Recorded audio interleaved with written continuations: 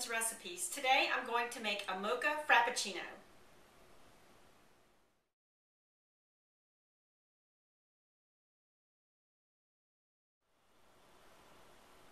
The amounts of the ingredients that you're going to need to make this recipe will be listed in the information box below, or you can find it on my website. The ingredients are: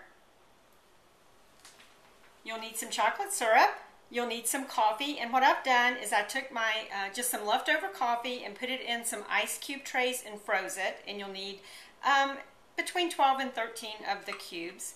You'll need some half and half or regular milk, some sugar, and for the topping you'll need chocolate syrup, whipped cream, and some sort of decoration. These are just little chocolate sprinkles, but you could use mini chocolate chips if you wanted to. I'm going to start by putting the coffee ice cubes in the blender, along with, this is half and half, you can use milk. And I'm just going to crush this until it's all, the ice cubes are all crushed up.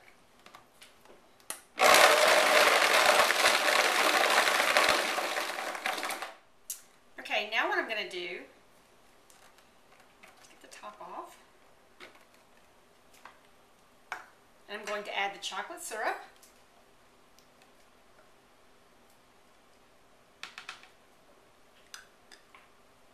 And the sugar. And I'm going to continue on with the mixing.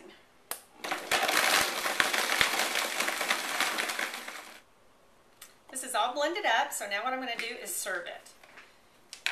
So I'm going to pour it in a pretty glass.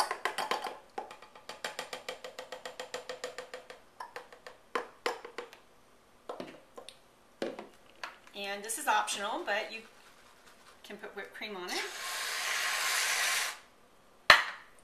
And then drizzle it with some more chocolate syrup. And sprinkle some of these little sprinkles on.